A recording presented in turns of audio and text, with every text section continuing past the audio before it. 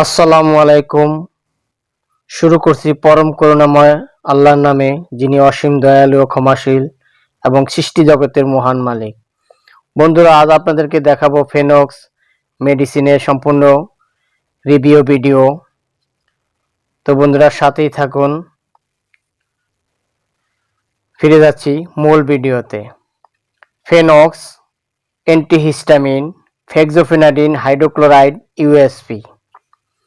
এর উপাদান Fenox tablet. প্রতিটি ফিল্ম কোটেড ট্যাবলেটে আছে fexofenadine hydrochloride USP 120 milligram. Pharmacology. Fexofenadine hydrochloride একটি হিস্টামিন বিরোধী উপাদান যা নির্দিষ্টভাবে H1 রিসেপ্টরকে প্রতিরোধ করে, যা অ্যালার্জি থেকে মুক্তি দেয়। অন্যান্য অ্যান্টিহিস্টামিনের মতো ফেক্সোফেনাডিন ব্লাড ব্রেইন ব্যারিয়ার অতিক্রম করে না, তাই তন্দ্রাচ্ছন্নতা হয় না। নির্দেশনা: seasonal allergic rhinitis, chronic idiopathic urticaria. এর মাত্রা ও সেবন বিধি: সিজনাল অ্যালার্জিক রাইনাইটিস এবং ক্রনিক ইডিওপ্যাথিক আর্টিকারিয়া প্রাপ্তবয়স্ক এবং 12 বছরের বেশি বয়সী শিশুদের ক্ষেত্রে 60 মিলিগ্রাম 1 থেকে 2টি ট্যাবলেট দিনে 2 বার, অথবা 120 মিলিগ্রাম একটি ট্যাবলেট দিনে 1 বার, অথবা 180 মিলিগ্রাম 1.5টি ট্যাবলেট দিনে 1 বার। 6 থেকে 11 বছরের শিশুদের ক্ষেত্রে 30 মিলিগ্রাম দিনে 2 বার। এর প্রতি নির্দেশনা: ফেক্সোফেনাডিন এবং এর যে কোনো উপাদানের প্রতি অতি সংবেদনশীল রোগীর জন্য এটি প্রতিনির্দেশিত। সতর্কতা: বয়স্ক ও কিডনি সমস্যাযুক্ত রোগীর ক্ষেত্রে এই ওষুধ সতর্কতার সাথে ব্যবহার করা উচিত। পার্শ্ব প্রতিক্রিয়া: ফেক্সোফেনাডিন সাধারণত সুসহনীয়, সাধারণত মাথা ব্যথা, বমি বমি ভাব এবং মাথা ঝিমঝিম, মাথা ঘোরা হতে পারে। গর্ভাবস্থায় ও স্তন্যদানকালে ব্যবহার: গর্ভাবস্থায় ফেক্সোফেনাডিন সেবনের কোনো পর্যাপ্ত ও ভালো তথ্য পাওয়া যায়নি।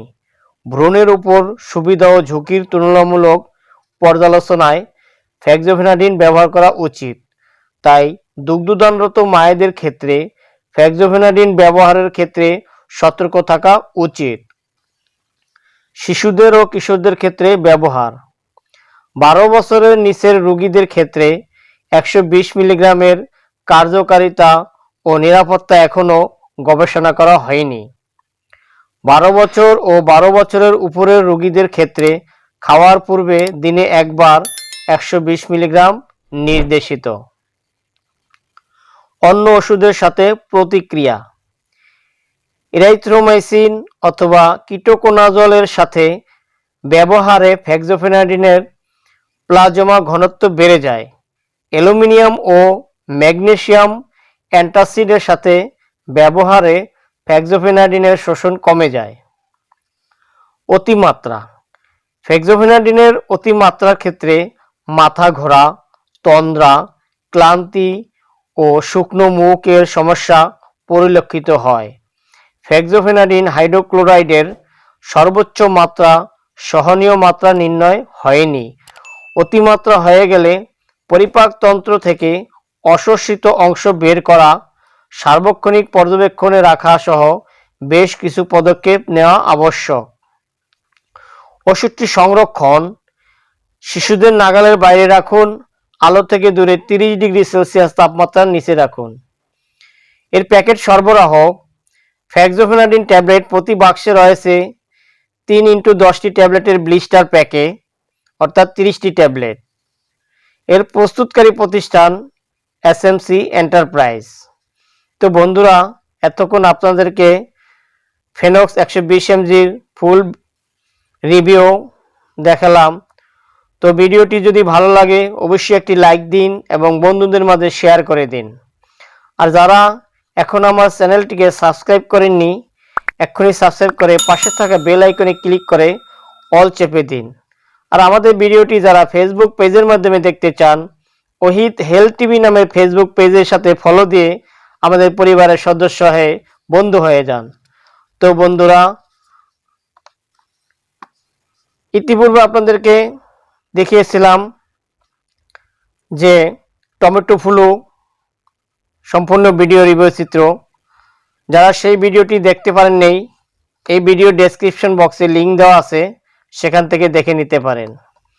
তো প্রতি ভিডিওর মতো আজকে আপনাদেরকে একটি স্বাস্থ্য টিপস দেব। সেটা হলো, যাদের রাইনাইটিস সমস্যা বেশি তারা অ্যালার্জিযুক্ত খাবারগুলো এড়িয়ে চলবেন।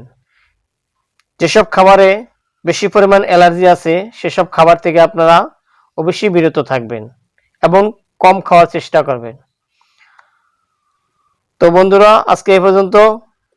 পরবর্তী ভিডিও দেখার আমন্ত্রণ জানিয়ে আল্লাহ হাফেজ।